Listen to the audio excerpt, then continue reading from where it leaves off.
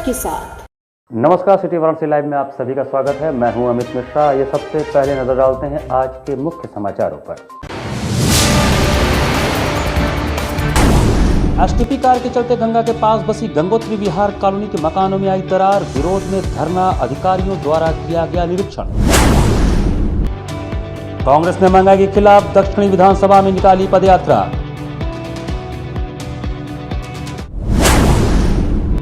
अन्नपूर्णा मंदिर में शुरू हुआ 17 दिवसीय अनुष्ठान, 9 दिसंबर को होगा उद्यापन। और गुरुधाम मंदिर में विश्व धरोहर सप्ताह के अंतर्गत आयोजित हुआ कवित्री सम्मेलन। और अब समाचार विस्तार से। लंका थाना क्षेत्र के गंगोत्री विहार कॉलोनी में सीवेज ट्रीटमेंट प्लांट के कारण गंगा नदी के पास बसी कॉलोनी पर संकट उत्पन्न हो गया है। वहां से लंका थाना अंतर्गत गंगोत्री विहार कॉलोनी में सीवेज ट्रीटमेंट प्लांट के कारण गंगा के पास बसी कॉलोनियों पर संकट उत्पन्न हो गया है, जिसका कॉलोनी वासी पिछले 2 दिनों से विरोध कर रहे थे, परंतु आज सैकड़ों की संख्या में स्थानीय महिलाएं व पुरुष प्लांट पर पहुंचकर धरने पर बैठ गए। स्थानीय नागरिकों ने कहा कि जब तक समस्या का समाधान नहीं हो जाएगा, हम लोग तब तक धरने पर बैठे रहेंगे। प्रोजेक्ट मैनेजर पल्लव श्रीवास्तव के अनुरोध पर बीएचयू आईटी की जांच टीम मौके पर पहुंची तथा उन्होंने बारीकी से चीज़ों को समझा तथा निरीक्षण किया, जिसके बाद उन्होंने मीडिया से बात करते हुए कहा कि सारी चीज़ों को हम लोगों ने समझा है तथा जल्द ही इस समस्या का निराकरण निकाल दिया जाएगा। वहीं स्थानीय नागरिक अभी भी धरने पर बैठे हैं। प्रोजेक्ट मैनेजर पल्लव का कहना है कि प्लांट की वजह से समस्या नहीं उत्पन्न हुई है, बल्कि गंगा में आए बाढ़ के कारण यह समस्या उत्पन्न हुई है। प्लांट तो 6 महीने से चल रहा है, अभी शुरू नहीं हुआ है कि अभी ये शुरू हो गया। प्लांट जो है 31 मार्च से चल रहा है। कोई समस्या नहीं थी। हम लोग को तो यही है कि जो बाढ़ आई है तो जब पानी रिसीड करता है तो उनका जो भी घर बने वो कोई इंजीनियरिंग उससे तो बने नहीं है, बहुत मेजर, तो वो आधे किसी ने कैसे बनाया, किसी ने अपनी मर्जी से बनाया हुआ, तो डिफरेंशियल सेटलमेंट होता है, तो उस कारण से हुआ वो क्रैक्स आए। जब पानी रिसीड किया, इस बार सितंबर एंड तक था पानी, अक्टूबर तक था, बल्कि 3-4 अक्टूबर तक पानी था। तो नज़र में ये बाढ़ की वजह से हुआ है सर। हाँ। लेकिन जैसा इन लोगों का आरोप है कि पाइपलाइन बिछाने के बाद जिस तरह से पक्कीकरण किया जाना चाहिए था, वॉल देनी चाहिए दोनों तरफ से, आप लोगों ने वादा किया था विभाग की तरफ से, वो चीज़ें नहीं देखी जा रही हैं। नहीं, वो तो बाकी जो है वो ज़रूरत नहीं थी, इंजीनियरिंग के हिसाब से कोई ज़रूरत नहीं थी। अब बाकी जो सोल्यूशन होगा वो प्रोफेसर साहब बताएंगे। अब तो अभी क्या अब इसका सोल्यूशन दिख रहा है? कब तक इन लोगों को राहत मिलेगी? क्योंकि कई मकान तो बिल्कुल जर्जर अवस्था में। देखिए, अब इन लोग ने जो रिक्वेस्ट की तो हम लोगों ने पंप बंद कर दिया है, ठीक है, बट हमें भी प्रेशर है सरकार से आया है कि भाई गंगा में प्रदूषित पानी नहीं जाना चाहिए, तो अब जल्दी से जल्दी वो कुछ सोल्यूशन निकालेंगे। पंप बंद हो गया, इसका मतलब कि वापस फिर गंगा में जा रहा है पानी? वो तो जाएगा ही जब पंपिंग नहीं, क्लीनिंग नहीं। हालांकि स्थानीय नागरिकों का कहना है कि हम लोग दहशत में हैं और घर के बाहर सोने को मजबूर हो रहे हैं। कुछ लोग तो घर छोड़कर अपने सामान को दूसरी जगह शिफ्ट कर चुके हैं। अभी भी कुछ घरों में दरारें बढ़ती जा रही हैं। लोगों को जो ये पाइप में लीकेज के कारण जो हमारे मकान क्षतिग्रस्त हुए हैं, टूटे हैं, उसके संबंध में हम लोग आज धरना दिए हैं। और उसके धरने के दौरान बीएचयू आईटी के प्रोफेसर जो इसके विशेषज्ञ हैं, जांच के लिए वो लोग आए थे। हम लोगों ने एक एक सारी चीज़ें बारीकी से उनको दिखाई, क्षतिग्रस्त मकानों का निरीक्षण करवाया और जो भी लीकेज था उनको प्रॉपर उनको दिखाया और समझाया कि आखिर ये जो मकानें टूटी हैं वो किस कारण टूटी हैं। बाढ़ से पूर्व जो खुदाई हुई थी, जो पुरानी पाइप हटा के नई पाइपलाइन को डाला गया था, उस खुदाई के कारण, उसमें लीकेज के कारण सबके मकान यहाँ क्षतिग्रस्त हुए हैं। कितने मकान? लगभग यहाँ आधा दर्जन से ज़्यादा मकान है। आप लोग मकान में इस समय रह? नहीं, जो आधा दर्जन मैं मकान बना रहा हूँ उसमें बिल्कुल रहने लायक नहीं, पूरी तरह क्षतिग्रस्त है। और 30 से 40 मकानें ऐसी हैं जिसमें दरार आई हैं, फटा है और सारे क्षतिग्रस्त। काशी हिंदू विश्वविद्यालय के अध्ययन केंद्र स्थित राहुल सभागार में शोध विषय पर एक संगोष्ठी का आयोजन किया गया। काशी हिंदू विश्वविद्यालय स्थित अध्ययन केंद्र राहुल सभागार में शोध विषय पर एक संगोष्ठी का आयोजन किया गया। कार्यक्रम का शुभारंभ मालवीय जी की प्रतिमा पर माल्यार्पण व कुलगीत के साथ हुआ। शोध संगोष्ठी का मुख्य विषय शोध प्रविधि चुनौतियां और संभावनाएं थी।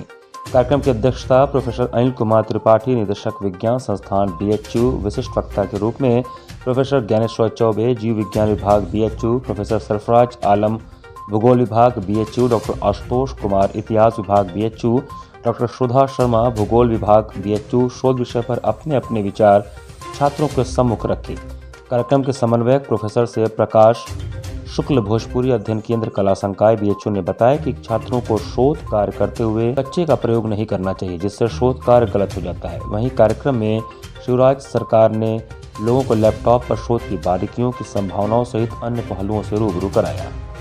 असल में शोध में जो कट और पेस्ट की प्रवृत्ति आजकल व्याप्त हुई है और एक तरह का शोध नकली उत्पादन बन गया है, तो उस संदर्भ में छात्रों से और नए शिक्षकों को यह बताना ज़रूरी लगा कि शोध की मौलिकता के लिए किन बातों का ख्याल रखना चाहिए, कैसे उसमें नवाचार होना चाहिए, कैसे उसमें वैयक्तिकता का समावेश होना चाहिए और कैसे ये जो वैश्विकता आई है तो उस वैश्विकता की जो ऑब्जेक्टिविटी है, जो वस्तुनिष्ठता है, कैसे उससे मुक्त होकर के अपने शोध को अच्छा भी करें और निजता के मूल्य से भी समझौता न करें। और यह छात्रों को इसी क्रम में बताने की कोशिश की जा रही है कि शोध में थोड़ा विलंब हो, लेकिन शोध को गंभीरता से लें, क्योंकि शोध कार्य अगर आपका नकली हुआ या झूठा हुआ या गलत हुआ तो कहीं न कहीं आप पकड़े जाएंगे और पकड़े जाने की प्रक्रिया में फिर आप दंड के भागी होंगे। तो छात्रों के लिए एक तरह का एक इनोवेटिव प्रोग्राम है कि कैसे वो शोध को नवाचार से जोड़ें, कैसे अपनी मौलिकता की सुरक्षा करें और कैसे नए से नए विषयों के माध्यम से समाज की सेवा करें, क्योंकि मैं ये मानता हूँ कि अच्छा शोध एक तरह की समाज सेवा। गुरुधाम मंदिर परिसर गुरुधाम कॉलोनी भेलुपुर में संस्कृति विभाग उत्तर प्रदेश, बौद्धायन सोसाइटी तथा अभ्युदय अंतर्राष्ट्रीय संस्था के संयुक्त तत्वावधान में कवित्री सम्मेलन का आयोजन हुआ। बुधवार को गुरुधाम मंदिर परिसर गुरुधाम कॉलोनी भेलुपुर में संस्कृति विभाग उत्तर प्रदेश, बौद्धायन सोसाइटी, अभ्युदय अंतर्राष्ट्रीय संस्था के संयुक्त तत्वावधान में भारत पर्यटन के सहयोग से विश्व धरोहर सप्ताह के अंतर्गत आयोजित कवित्री सम्मेलन में देश विदेश से आई कवित्रियों ने अपनी रचनाओं के रंग बिखेरे। कार्यक्रम का शुभारंभ मां सरस्वती की प्रतिमा पर माल्यार्पण एवं दीप प्रज्वलन से किया गया। संस्था के अध्यक्ष पंडित हरिराम द्विवेदी ने स्वागत उद्बोधन दिया तथा डॉक्टर मंजरी पांडे व क्षेत्रीय सांस्कृतिक अधिकारी डॉक्टर सुभाष चंद्र यादव ने अतिथि कवित्रियों को दुपट्टा, लकी पौधा देकर पर्यावरण संरक्षण संदेश के साथ सम्मानित किया। मुख्य अतिथि पद्मश्री प्रोफेसर सरोज चूड़ामणि ने कविताओं को अभिव्यक्ति का सशक्त माध्यम बताते हुए कवित्रियों को समसामयिक धारदार लेखन के लिए कटिबद्ध होने की अपील की। अध्यक्ष डॉक्टर मुक्ता ने बताया कि कविता, कथा, कहानी तथा साहित्य से व्यक्ति का संस्कार होता है। विशेषकर महिलाओं में जो कविता का संस्कार बन रहा है, उससे घर समाज संस्कारित होंगे। 10 वर्षों से अनवरत गतिमान कवित्री सम्मेलन की प्रशंसा करते हुए इसे साहित्य की प्रयोगशाला कहा। विशिष्ट अतिथि वक्ताओं में आचार्य कुल हिंदी यूनिवर्स 5 नीदरलैंड तथा लेखन के बल पर देश विदेश में अपना मुकाम हासिल करने वाली डॉक्टर पुष्पिता अवस्थी ने अपने विचारों तथा रचनाओं से नारी पक्ष लिया। बेंगलोर से पधारी अभ्युदय अंतर्राष्ट्रीय संस्था के अध्यक्ष डॉक्टर इंदू झुंझुनवाला ने बताया कि अमृत महोत्सव के अंतर्गत मना रहे इस कवित्री सम्मेलन का उद्देश्य नारी को सोचने, समझने और उसे लेखन में उतारने का अवसर प्रदान करना है। डॉक्टर रचना अग्रवाल, प्रभारी बेटी बचाओ बेटी पढ़ाओ, ने सशक्त नारी पर अपनी रचनाएं प्रस्तुत की तथा सरकारी योजनाओं की भी जानकारी दी। बेंगलोर से आई डॉक्टर उषा तथा दिल्ली से पधारी सुमन द्विवेदी ने भी अपनी अपनी रचनाओं के माध्यम से बात रखी। दोहों से रसधार बहाने वाली कंचनलता चतुर्वेदी सहित श्वेता राय कनक, सुषमा जौनपुरी, मंजरी तिवारी, करुणा सिंह, संध्या श्रीवास्तव, झरना Mukherjee, doctor Reshma Khatun, Shruti Gupta, doctor Rachna Sharma, doctor Nasima Nisha, Pragya Srivastava, doctor Savita Saurabh, doctor Sangeeta Srivastava, Mani ben, Anuradha Banerjee इत्यादि 25 कवित्रियों ने एक से बढ़कर एक रचनाओं की प्रस्तुति से सबका मन मोह लिया। कहीं बेटी की, घर समाज की, देश दुनिया की बातें रखी गईं तो दूसरी ओर गीत गजलों की बहार रही। इस अवसर पर कविता सुनने के लिए विशेष रूप से उपस्थित रही प्रख्यात उपशास्त्रीय गायिका सोमा घोष का आशीर्वाद मिला। उनके हाथों सभी को सम्मान पत्र प्राप्त हुआ। अंत में क्षेत्रीय पुरातत्व अधिकारी डॉक्टर सुभाष चंद्र यादव ने धन्यवाद ज्ञापन किया। कार्यक्रम का संचालन एवं संयोजन वाराणसी की वरिष्ठ कवित्री डॉक्टर मंजरी पांडे ने किया। इस अवसर पर अभ्युदय संस्था की ओर से अध्यक्ष डॉक्टर इंदू झुंझुनवाला ने अन्य पदाधिकारियों के साथ वरिष्ठ साहित्यकार डॉक्टर मुक्ता, अभ्युदय उत्तर प्रदेश शाखा की अध्यक्ष मंजरी पांडे, उपाध्यक्ष रचना शर्मा एवं सचिव संगीता श्रीवास्तव को सम्मानित भी किया। इस अवसर पर पद्मश्री सोमा घोष, यश भारती, विष्णु यादव, राजेश गौतम, रामानंद तिवारी, अमित गुप्ता, प्रेम तन्मय, कमल किशोर राजपूत, अमरजी, अजय गुप्ता, रवि पोद्दार, अदिति गुलाटी, अनिल कुमार सिंह, नवल गुप्ता, हरेंद्र नारायण सिंह, आनंद पाल, पंच बहादुर आदि बड़ी संख्या में कविता प्रेमी उपस्थित रहे। उपस्थित हैं और वो अपना कविता पाठ कर रही हैं, क्योंकि यह भी भारत की एक बड़ी विरासत है। तो इस अवसर पे हम लोगों ने यह कोशिश की कि कविताओं के माध्यम से भी अपनी विरासत को बचाने के लिए जन जागरूकता पैदा करने का एक प्रयास किया जाए। उसी क्रम में यह आयोजन किया गया। महात्मा गांधी काशी विद्यापीठ के पूर्व कुलपति डॉक्टर पृथ्वीश नाग द्वारा लिखित पुस्तक advance geography of India, zoological garden of Kolkata, Indian geospatial infrastructure तथा गंगा सांस्कृतिक एवं भौगोलिक विरासत का विमोचन हुआ। 24 नवंबर बुधवार को भारत के पूर्व महासर्वेक्षक, भारतीय सर्वेक्षण विभाग पूर्व निदेशक, नेशनल थीमेटिक मानचित्र संगठन कोलकाता, पूर्व कुलपति महात्मा गांधी काशी विद्यापीठ डॉक्टर पृथ्वीश नाग द्वारा लिखित advance geography of India, zoological garden of Kolkata, Indian geospatial infrastructure तथा गंगा सांस्कृतिक एवं भौगोलिक विरासत का विमोचन महात्मा गांधी काशी विद्यापीठ के माननीय कुलपति प्रोफेसर A.K. त्यागी द्वारा आज डॉक्टर सर्वपल्ली राधाकृष्णन सभागार में किया गया। उन्होंने कहा कि चारों पुस्तकें विषय के 4 आयामों को व्यक्त करती हैं। इस किताब में देश के विभिन्न भौगोलिक स्थितियों एवं सांस्कृतिक विरासत को बताया गया है।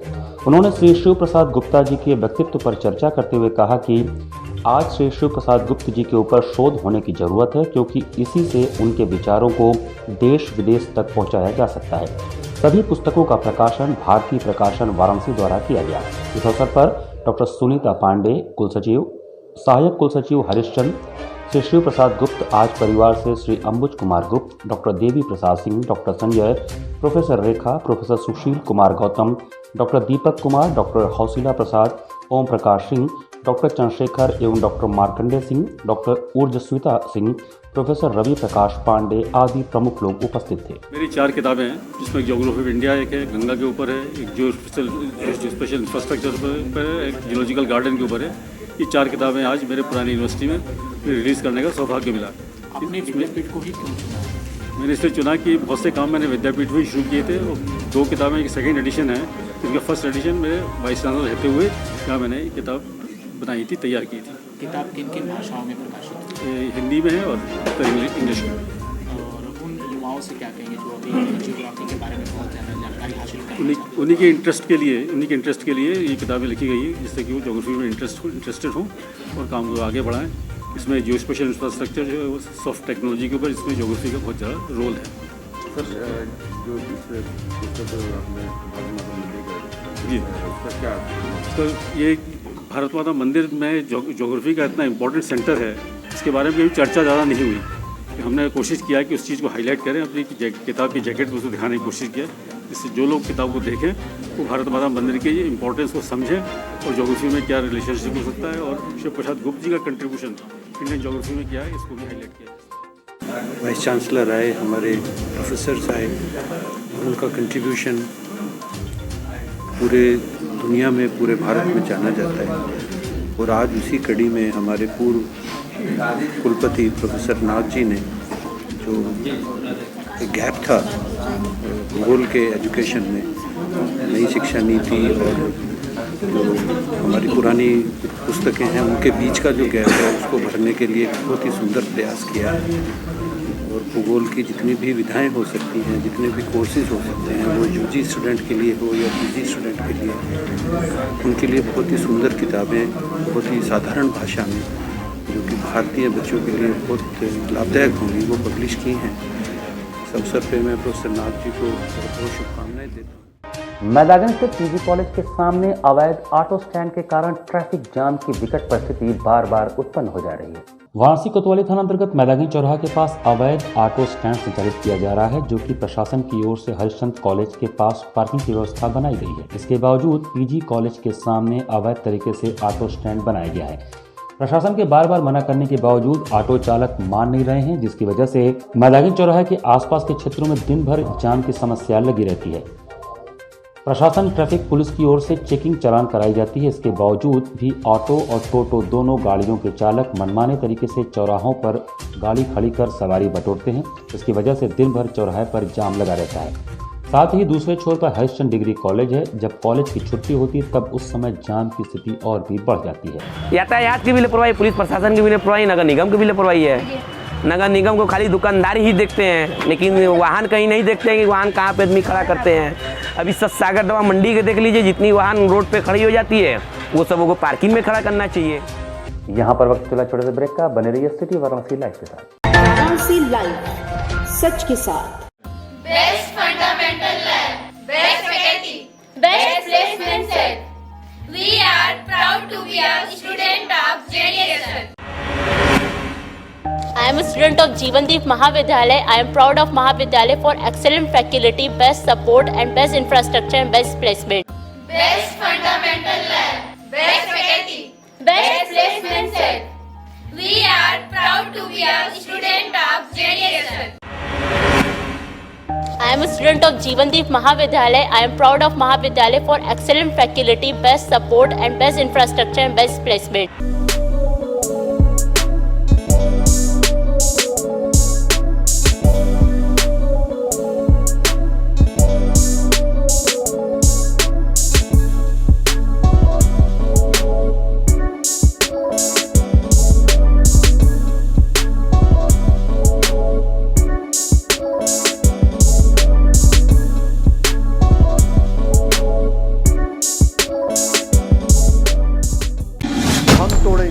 ये सन्नाटा करेंगे बात आपकी, बात बना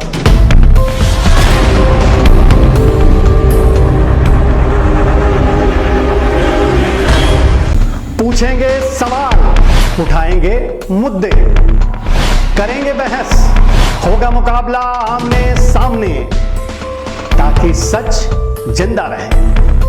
बेबाक बहस।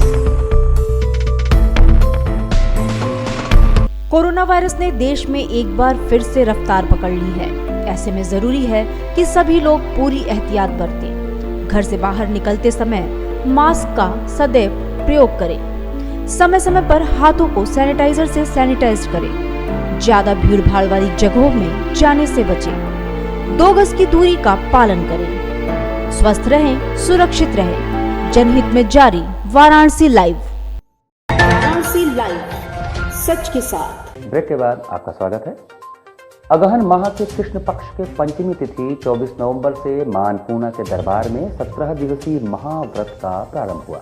17 दिवसीय महाव्रत आगमन माह के कृष्ण पक्ष के पंचमी तिथि के 24 नवंबर दिन बुधवार को आज से शुरू हुआ। माता के दरबार में धागा पाने वालों की कतार लगी रही। यह महाव्रत 17 वर्ष 17 महीने 17 दिन का होता है। परंपरा के अनुसार इस व्रत के प्रथम दिन प्रातः मंदिर के महंत स्वयं अपने हाथों से 17 गांठ के धागे भक्तों को देते हैं। माता अन्नपूर्णा के इस महाव्रत में भक्त 17 गांठ वाला धागा धारण करते हैं। इसमें महिलाएं बाएं एवं पुरुष दाहिने हाथ में धारण करते हैं। इसमें अन्न का सेवन वर्जित होता है। केवल एक वक्त फलाहार किया जाता है, वह भी बिना नमक का। 17 दिन तक चलने वाले इस अनुष्ठान का उद्यापन 9 दिसंबर को होगा। उसी दिन मां धान की बालियों से अन्नपूर्णा जी के गर्भगृह समेत मंदिर परिसर को सजाया जाता है और प्रसाद स्वरूप धान के बाली आम भक्तों में वितरित किए जाते हैं। मान्यता है कि पूर्वांचल किसान अपने फसल की पहली धान की बाली मां को अर्पित करते हैं और उसी बाली को प्रसाद के रूप में दूसरे धान की फसल में मिलाते हैं और वह मानते हैं कि फसल में बढ़ोतरी होती है। महंत शंकरपुरी ने कहा कि माता अन्नपूर्णा का व्रत पूजन दैविक भौतिक का सुख प्रदान करता है और अन्न धन ऐश्वर्य की कमी नहीं होने देता। आज की पंचमी है और पंचमी से माता अन्नपूर्णा का व्रत होता है। 17 दिन का व्रत होता है। कोई अपनी किसी प्रकार की मनोकामना रखता है तो निश्चित पूर्ण होती है। जब कोई व्रत करिए या कोई अनुष्ठान करिए तो निश्चित है कि कोई मान्यता अपने मन में रखना चाहिए और ऐसी मान्यता है कि यहाँ पर किसी भी प्रकार की आप मान्यता रखेंगे तो निश्चित है कि सफलता मिलती है और मनोकामना पूर्ण होती है। तो ये 17 दिन का व्रत है। 17 गांठों का होता है, 17 धागा होते हैं, 17 धूप से, 17 अड़हुल के फूल से, 17 चावल से, हल्दी से, रोरी से, 17 जो विधि विधान से होती है वो पूजा होती है। 17 दिन तक चलती है। एक कथा है, उस कथा का पारण किया जाता है। सुबह के टाइम लोग कथा सुनते हैं और माता की पूजा करते हैं। पूजा करने के बाद आरती करते हैं, भोग लगाते हैं और व्रत का प्रारंभ हो जाता है आज से। ये चलेगा 17 दिन तक। तो इस चंपा छठ पड़ेगी 9 दिसंबर को, तो उस दिन पूर्ण होगा व्रत और उसी दिन समापन होगा और उसी दिन माता धान का श्रृंगार होगा। नई बालियाँ आती हैं जो पूर्वांचल के तमाम किसान होते हैं अपने खेतों से लाते हैं और इन बालियों को माता को अर्पित करते हैं। कृषि कानून बिल को प्रधानमंत्री द्वारा वापस लिए जाने पर अधिवक्ताओं ने नाराजगी जताई है। कृषि कानून बिल को पीएम द्वारा वापस लेने पर वाराणसी अधिवक्ताओं ने नाराजगी जताई है। दी सेंट्रल बार एसोसिएशन के उपाध्यक्ष राज आनंद ज्योति सिंह ने कहा है कि यह फैसला स्वागत योग्य है कि जिस तरीके से इसका विरोध हरियाणा और पंजाब में देखने को मिल रहा था वह बहुत ही गंभीर था।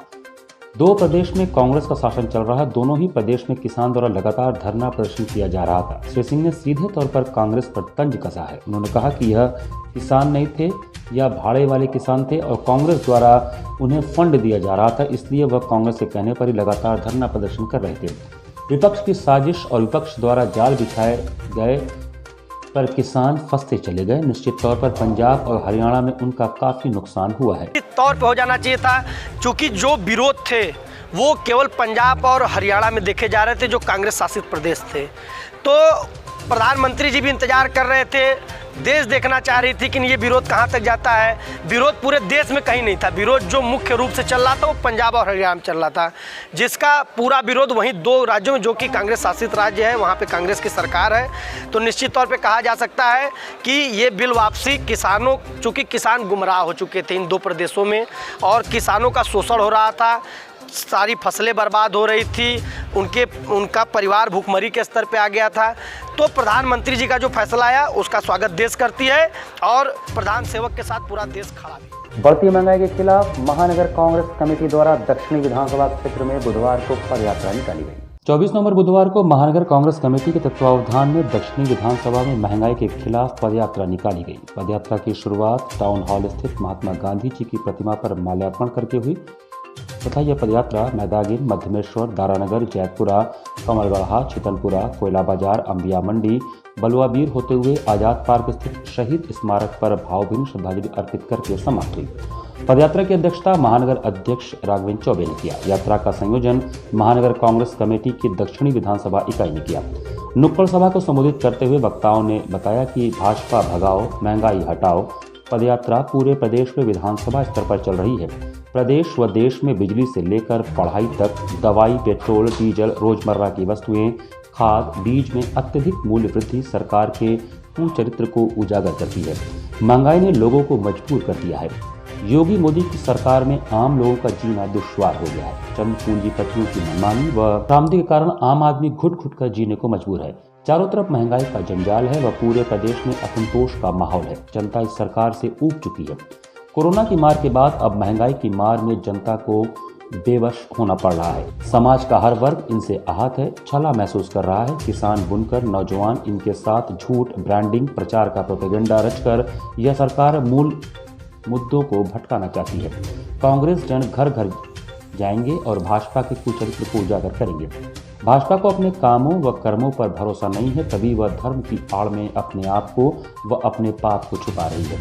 आज की पदयात्रा में राघवेंद्र चौबे, सैयद हसन, देवेंद्र सिंह, डॉक्टर राजेश गुप्ता, मनीष मरोलिया, दुर्गा प्रसाद गुप्ता, सीताराम केसरी, गणेश शंकर पांडे, विपिन मेहता, असलम खान, अफजाल अंसारी, साजिद अंसारी, तुफैल अंसारी, गुलशन अंसारी, मुनाजिर मंजू, तरंग सेठ, बिलाल अहमद, मनोज यादव, समीम खां, वसीम अंसारी, विकास दुबे, लालजी यादव, रोहित दुबे, विपिन पाल, मोनू वर्मा, किशन यादव, राज जायसवाल समेत सैकड़ों कार्यकर्ता उपस्थित रहे। गांधी जी को नमन करके हम दक्षिणी विधानसभा के तमाम वार्डों में हम पदयात्रा करेंगे, अपने पर्चे का वितरण करेंगे और लोगों को जागरूक करेंगे कि अब जगह बहुत महंगाई को सह लिया, बहुत भ्रष्टाचार सह लिया, अत्याचार बहुत सह लिया। अब परिवर्तन का संकल्प कांग्रेस विकल्प के नारे के साथ हम सब सत्ता परिवर्तन के लिए का आह्वान करके निकल चुके। बुधवार को वाराणसी में HDFC बैंक की 99वीं शाखा का उद्घाटन मंडलायुक्त दीपक अग्रवाल के कर कमलों से हुआ।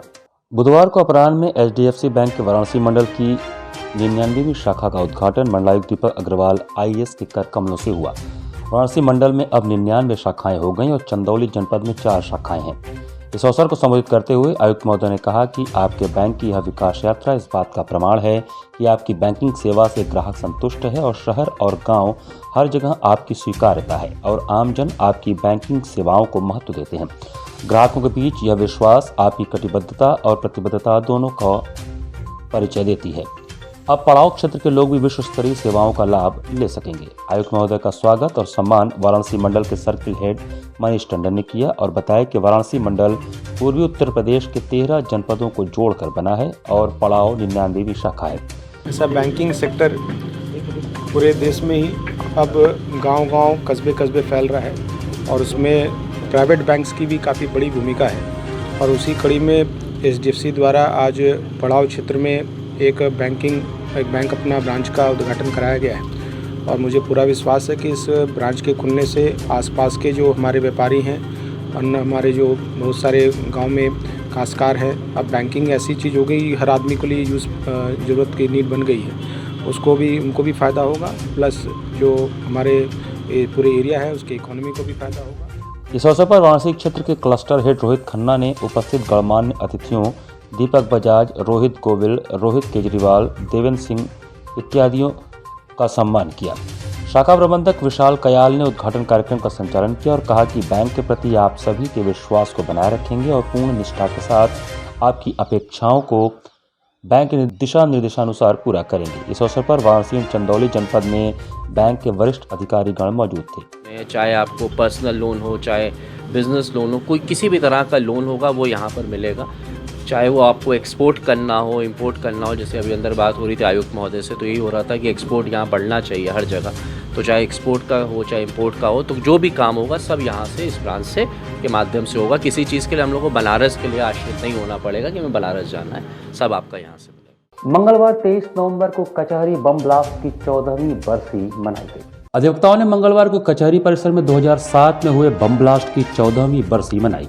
इस कार्यक्रम में शामिल अधिवक्ताओं ने कहा कि आज 14 साल हो गए हैं, आज तक प्रशासन द्वारा मुलजिमों को पकड़ा नहीं गया है। इस घटना से सबक लेते हुए यहाँ के प्रशासन द्वारा अधिवक्ताओं के लिए आज तक कोई भी व्यवस्थाएं नहीं की गई हैं। यहाँ का प्रशासन केवल मूक दर्शक बनकर बैठा हुआ है। फिर कोई बड़ी घटना को अंजाम देने के लिए यहाँ का प्रशासन और शासन न्योता दे रहा है। राजा आनंद ज्योति सिंह की अध्यक्षता में कचहरी परिसर में हुए बम ब्लास्ट में शहीद अधिवक्ताओं को याद करते हुए कैंडल मार्च निकाला गया। आज ही के दिन 23 नवंबर 2007 को कचहरी कैंपस में 3 जगहों पर एक साथ बम ब्लास्ट हुआ था, जिसमें कई अधिवक्ता मारे गए थे, वहीं कई अधिवक्ता घायल भी हुए थे। इसी कड़ी में राजा आनंद ज्योति सिंह के नेतृत्व में बड़ी संख्या में अधिवक्ता आज शहीद हुए अधिवक्ताओं को याद कर उनको नमन किए। वहीं घायल हुए वरिष्ठ कुमार मिश्रा जी ने बताया कि वह दिन हम लोगों के लिए बहुत ही दयनीय था। आज हम लोग उस दिन को याद करते हैं तो रूह कांप जाता है। तो वहीं सुरक्षा व्यवस्था की बात पर उन्होंने कहा कि यहाँ पर 14 साल बीत गए, आज भी हम अधिवक्ताओं के लिए ना तो जिला प्रशासन न ही सरकारें कुछ सोचती हैं। जैसे पहले सुरक्षा व्यवस्था भगवान भरोसे था, वैसे ही आज भी है। नहीं मिल रहा है और जब अधिवक्ता को न्याय नहीं मिल रहा है तो ये सही बात भी है कि समाज के अन्य लोगों को क्या मिलेगा। उसका उदाहरण भी आपको देख रहे हैं कि घटनाएं घटती हैं, पीड़ित के साथ ही अत्याचार होता है, न कि अपराधी के साथ। कुछ बदलाव के लिए फिर शासन को निश्चित रूप से निष्पक्ष होकर के अपने कानून व्यवस्था को ठीक करने के लिए प्रशासन को टाइट करना चाहिए, लेकिन वो नाकाम है इस पे। इसी के साथ सिटी वाराणसी लाइव का यह संस्करण में समाप्त करते हैं। मुझे दीजिए आज्ञा।